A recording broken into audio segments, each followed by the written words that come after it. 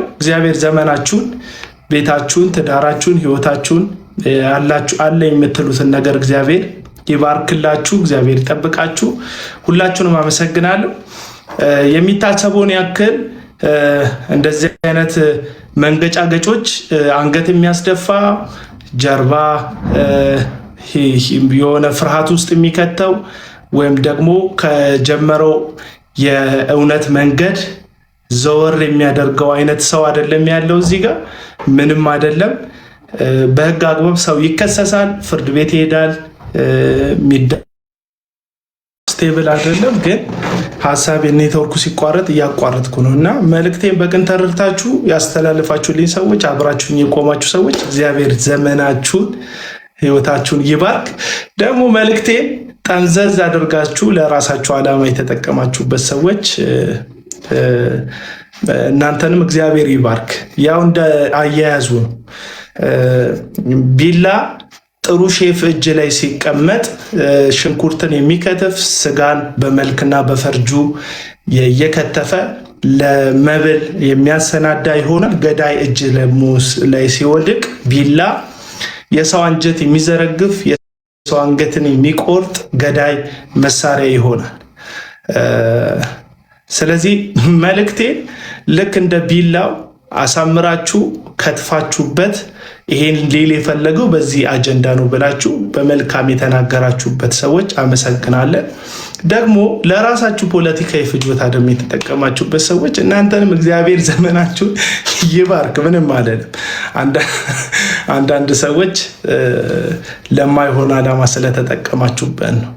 እኔ የድሃው መገፋት፣ የመበለቶች መጠቃት፣ የወጣት ወንድሞቼ ሞት የሚያሳስበኝ እንደ አንድ ኢትዮጵያዊ ሀገሬ በጣም አድጋ ትልቅ ሆና ማየት ከሚፈልጉ በሚሊዮን ከሚቆጠሩ ኢትዮጵያውያን መካከል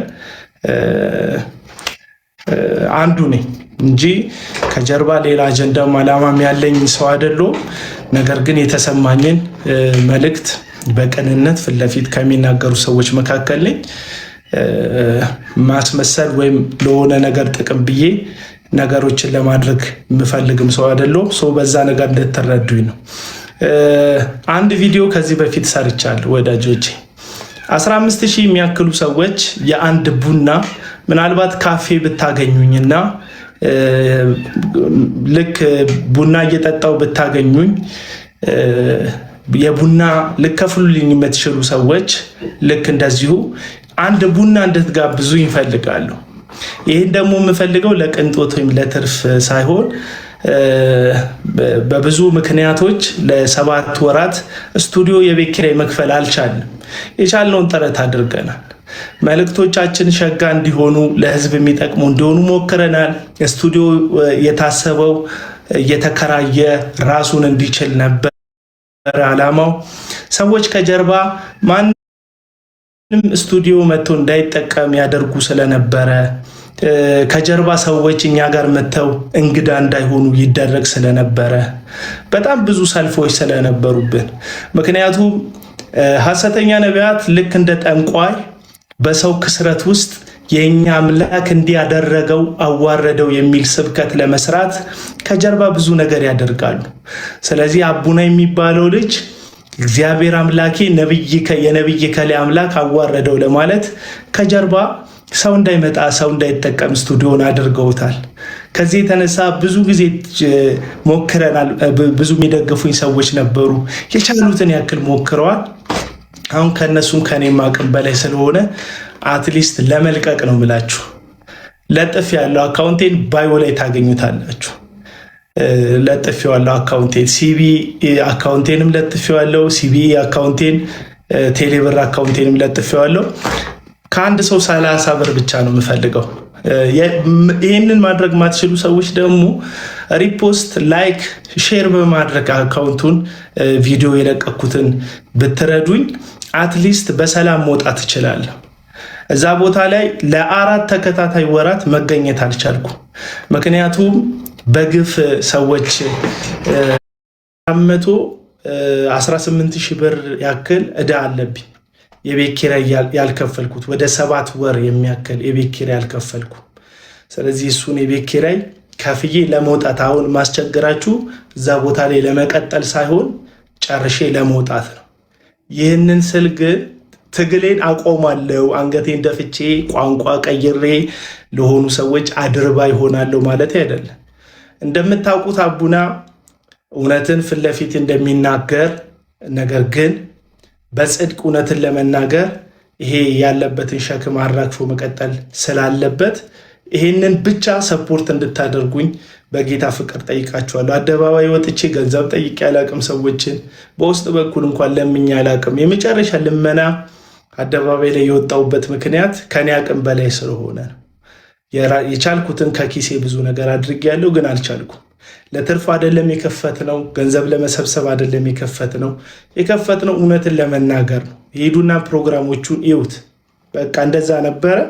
ግን ኢትዮጵያ ውስጥ ተከፍተው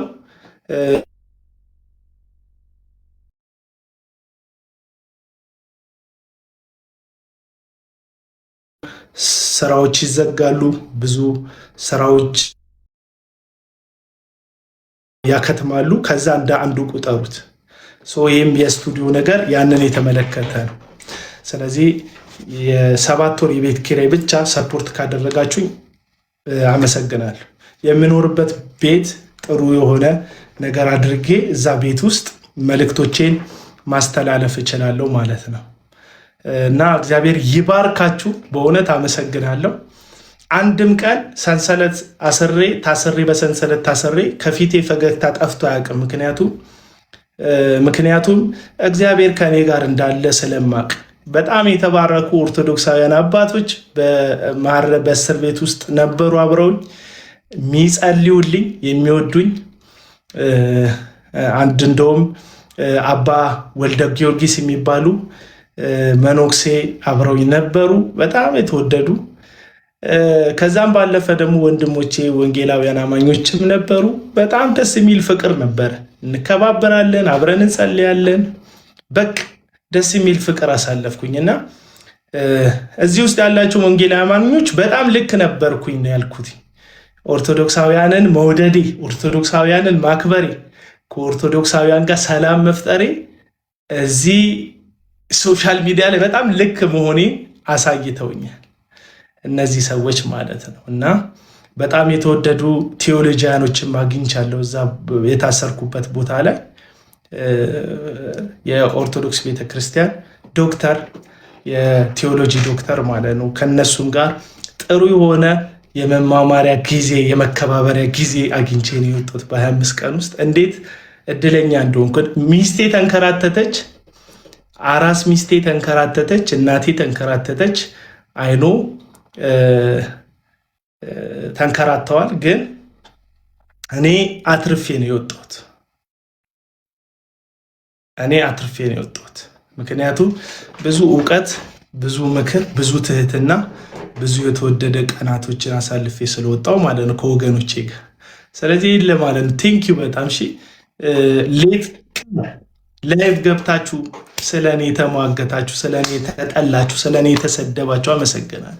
የኪራይ አፍ ሆናችሁ ደግሞ ይታሰራል፣ ይበሰብሳል፣ ይቀራል ደግሞ ስትሉ ስታቅራሩ የነበራችሁ በጣም ቤተሰቤን ያሳመማችሁም ሰዎች አላችሁ። ፎቶዬ 21 ቀናት ምናምን እንደዚህ ለጥፋችሁ ስትሳደቡ የነበራችሁ ሰዎች አላችሁ። እናንተ እግዚአብሔር ሰው እንዴት ራሱን መከላከል በማይችልበት በእስር ቤት ውስጥ ሆኖ 21 ቀን ሙሉ 22 ቀን ሙሉ ፎቶውን ለጥፈ ትሳደባል?